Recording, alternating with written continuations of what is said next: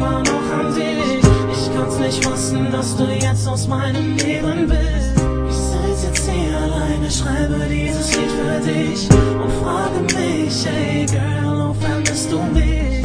Und warum musstest du einfach so von mir gehen?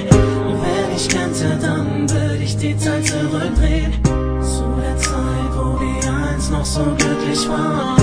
Darum mein Leben nur mit dir einen Sinn ergab.